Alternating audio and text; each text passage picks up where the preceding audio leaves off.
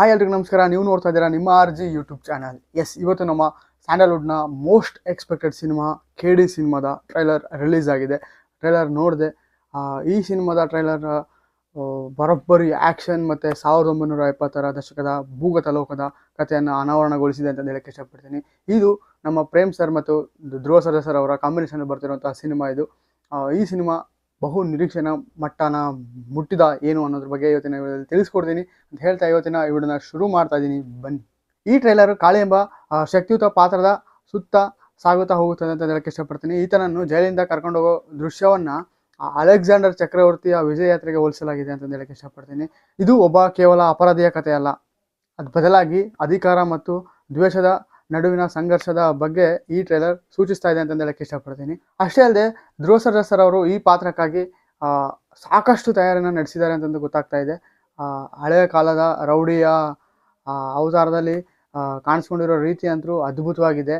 ಅಷ್ಟೇ ಅಲ್ಲದೆ ಅವ್ರ ಬಾಯಲ್ಲಿ ಬರೋ ಈ ಡೈಲಾಗು, ಯಾರಾದರೂ ಬದುಕುಳಿದ್ರೆ ಅವ್ರ ತಾಯಂದ್ರಿಗೆ ನನ್ನ ಕ್ಷಮೆ ಇರಲಿ ಅನ್ನೋ ಒಂದು ಮಾಸ್ ಡೈಲಾಗ್ ಇದೆಯಲ್ಲ, ಅದು ಅವ್ರ ಬಾಯಲ್ಲಿ ಕೇಳೋಕ್ಕೆ ಕಿಕ್ ಕೊಡುತ್ತೆ ಅಂತ ಹೇಳಕ್ಕೆ ಇಷ್ಟಪಡ್ತೀನಿ. ಅಷ್ಟೇ ಅಲ್ಲದೆ ಈ ಚಿತ್ರದಲ್ಲಿ ಸಂಜಯ್ ದತ್ತ ಅವರಾಗಿರ್ಬೋದು, ಆಮೇಲೆ ರೇಷ್ಮಾ ನಾಣಯ್ಯರ್ ಅವರಾಗಿರ್ಬೋದು, ಶಿಲ್ಪಾ ಶೆಟ್ಟಿ ಅವರಾಗಿರ್ಬೋದು, ರವಿಚಂದ್ರನ್ ಸರ್ ಅವರಾಗಿರ್ಬೋದು, ಆಮೇಲೆ ರಮೇಶ್ ಅರವಿಂದ್ ಸರ್ ಅವರಾಗಿರ್ಬೋದು, ಅಷ್ಟೇ ಅಲ್ಲದೆ ನಮ್ಮ ಲೇಟೆಸ್ಟಾಗಿ ಎಂಟ್ರಿ ಕೊಟ್ಟಂತಹ ಕಿಚ್ಚ ಸುದೀಪ್ ಸರ್ ಅವರು ಕೂಡ ಈ ಟ್ರೈಲರ್ನಲ್ಲಿ ಸಣ್ಣ ಗ್ಲಿಂಪ್ಸ್ಗಳನ್ನ ತೋರಿಸಿದ್ದಾರೆ. ಸುದೀಪ್ ಸರ್ ಅವ್ರಂತೂ ಗ್ಲಿಂಪ್ಸು ಅದ್ಭುತವಾಗಿ ಬಂದಿದೆ ಅಂತ ಹೇಳಕ್ಕೆ ಇಷ್ಟಪಡ್ತೀನಿ. ಅಷ್ಟೇ ಅಲ್ಲದೆ ನಮ್ಮ ಅರ್ಜುನ್ ಜನ್ಯ ಸರ್ ಅವ್ರ ಬಗ್ಗೆ ಮಾತಾಡಲೇಬೇಕು. ಏನಕ್ಕಪ್ಪ ಅಂದರೆ ಅವರ ಸಂಗೀತ ಪ್ರತಿಯೊಂದು ದೃಶ್ಯಕ್ಕೂ ಜೀವ ತುಂಬಿದೆ ಅಂತ ಹೇಳಕ್ಕೆ ಇಷ್ಟಪಡ್ತೀನಿ.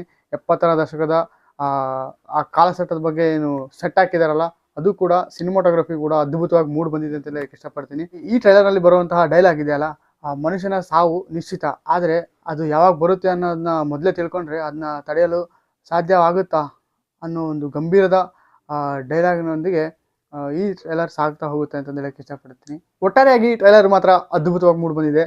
ಸಿನಿಮಾಗೆ ಎಷ್ಟೆಲ್ಲ ಎಕ್ಸಾಕ್ಟಾಗಿ ಕಾಯ್ತಾ ಇದ್ದೀರಾ ನನ್ನ ಮಿಸ್ ಮಾಡಿದೆ ಕಮೆಂಟ್ ಮಾಡಿ. ಹಾಗೂ ಟ್ರೈಲರ್ ನೋಡಿದರೆ ನಿಮ್ಗೆ ಏನು ಅನ್ನಿಸ್ತು ಅನ್ನೋದು ಮಿಸ್ ಮಾಡಿದೆ ಕಮೆಂಟ್ ಮಾಡಿ. ಕಾಮೆಂಟ್ಸ್ ಬಾಕ್ಸ್ ಓಪನ್ ಆಗಿದೆ ಅಂತ ಹೇಳಕ್ಕೆ ಇಷ್ಟಪಡ್ತೀನಿ. ಇದೇ ರೀತಿಯ ಸಿನಿಮಾಗಳ ಅಪ್ಡೇಟ್ಗಳಿಗೋಸ್ಕರ ನಮ್ಮ ಚಾನಲ್ನ ಮಿಸ್ ಮಾಡಿದೆ ಸಬ್ಸ್ಕ್ರೈಬ್ ಮಾಡ್ಕೊಳ್ಳಿ ಅಂತ ಹೇಳ್ತಾ ಇವತ್ತಿನ ಈ ವಿಡಿಯೋನ ಮುಗಿಸೋಕ್ಕೆ ಇಷ್ಟಪಡ್ತೀನಿ. Thank you. ಜೈ ಹಿಂದ್, ಜೈ ಕರ್ನಾಟಕ.